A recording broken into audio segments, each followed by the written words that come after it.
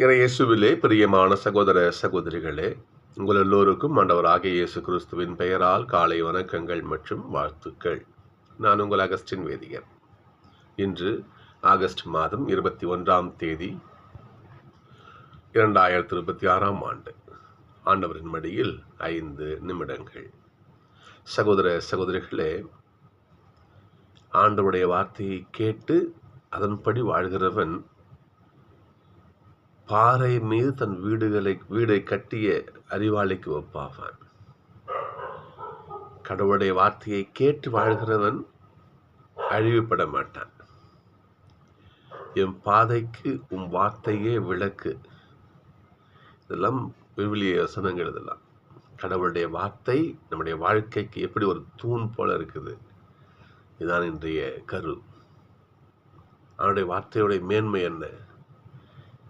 அவனுடைய வார்த்தை எவ்வளோ சக்தி வாய்ந்தது! அவனுடைய வார்த்தை இரு பக்கம் கருக்கு வாய்ந்த கத்தி போன்றது. 2 பேரையும் அது தாக்கு. அப்போ ஜாக்கிரதையாக என்ன பண்ணணும்? பேசணும், அதை பயன்படுத்தணும். இந்த உலகமே அழிந்தாலும் இவ்விடத்தில் ஒரு கொம்போ புள்ளியோ அழியாது என்பது ஆண்டவருடைய வார்த்தை. அந்த இறை வார்த்தை எத்தனை மேன்மை கொண்டது என்பது இன்றைய வாசகங்களுடைய கரு. ஒரு நாட்டில் ஒரு நபர் இருந்தார். அவர் 7 படிக்கின்ற பெண் குழந்தைகளை அவர் பாலியல் துன்புறுத்தல் செய்து கொண்டு விட்டார். அதனால் அந்த நாடு அவருக்கு தூக்கு தண்டனை கொடுத்துருச்சு, மரண தண்டனை கொடுத்துருச்சு. சாவை எது நோக்கி அவர் காத்துட்டு சிறையில் இருக்கிறாரு. அப்போ அந்த சிறைக்கு ஒரு ஃபாதர் விசிட்டிங் போயிட்டு வருவார். அப்போ ஒரு பைபிள் என்ன பண்ணிருக்கார், அந்த கைதிகிட்ட ஃபாதர் கொடுத்துட்டு வந்திருக்கார். அந்த கைதி நம்ம படிக்கிறது உண்டு. அப்பொழுது மன்னிப்பு பற்றி பகுதியில் படிச்சிருக்கார். நீ 7 முறை மன்னிக்கணும், நீ மன்னித்த கடவுளை மன்னிப்பார். என்ன மன்னிப்பை படிக்கும்போது அவர் மனசுல ஒரு தாக்கம். நாம ஏன் அந்த பெற்றோட மன்னிப்பு கேட்கக்கூடாது என்று சொல்லி நேராக அந்த சிறை கைதி, அதாவது ஆஃபீஸர்கிட்ட போயிட்டு, சார் எனக்கு லெட்டர் கொஞ்சம் கடிதம் போஸ்ட் கொஞ்சம் கொடுக்க முடியுமா? எதுக்குப்பா? இந்த மாதிரி ஒரு லெட்டர் போட போகிறேன். சரி, கொடுக்குறாங்க. அதுக்கப்புறம் நான் என்னால் இந்த பெண் குழந்தைகள் அந்த ஒரு 7 பிள்ளையோடைய அட்ரஸ் தர முடியுமா? எதுக்கு இவன் கேட்குறான்? சரி, அட்ரஸ்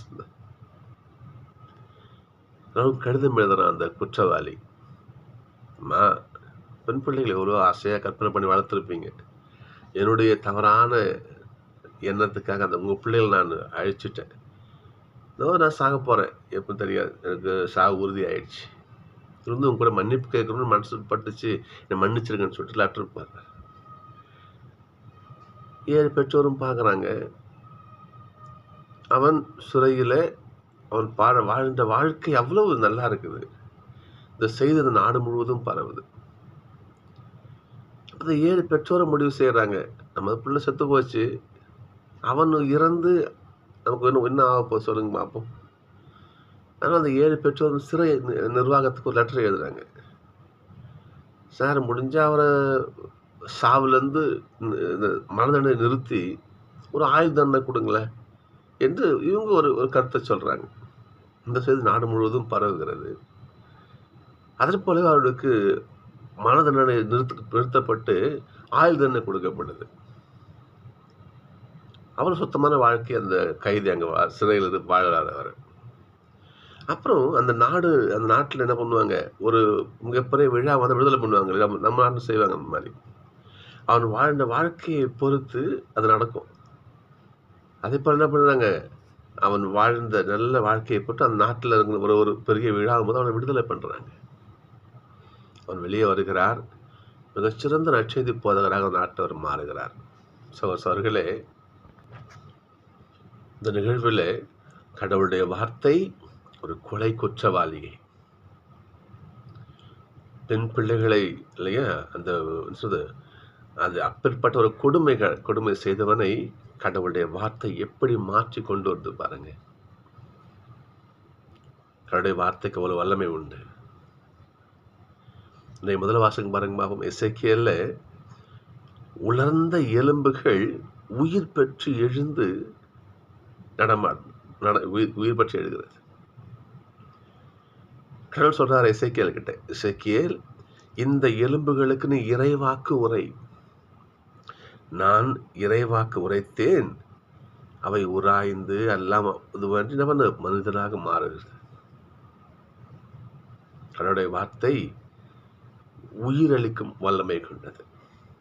அந்த எலும்புகள் இஸ்ராயல் மக்களை குறிக்கும். இஸ்ராயல் மக்கள் என்ன பண்ண, கடவுளை விட்டு ஒதுங்கி போய் கடவுளுக்கு எதிராக செயல்பட்டு உயிரற்ற எலும்புகள், சதை பிண்டங்களை கூட கிடையாது, எலும்புகளாக செதறி ஒண்ணுமேலாம் ஆயிட்டாங்க. அந்த மக்களுக்கு நீ இறைவாக்கை சொல்லுன்னு சொல்லி என்ன பண்றாரு, அந்த மக்களை மீட்டு கொண்டு வருகிறார் ஆண்டவர்.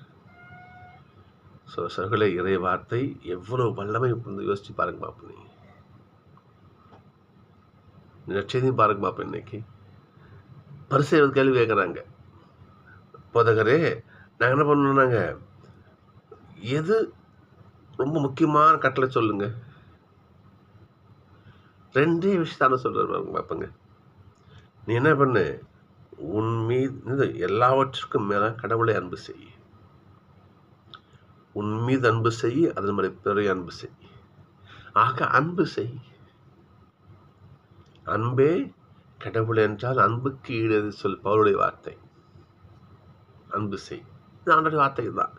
விவிலியமும் திருச்சட்டம் எல்லாம் சொல்றது இதுதான்.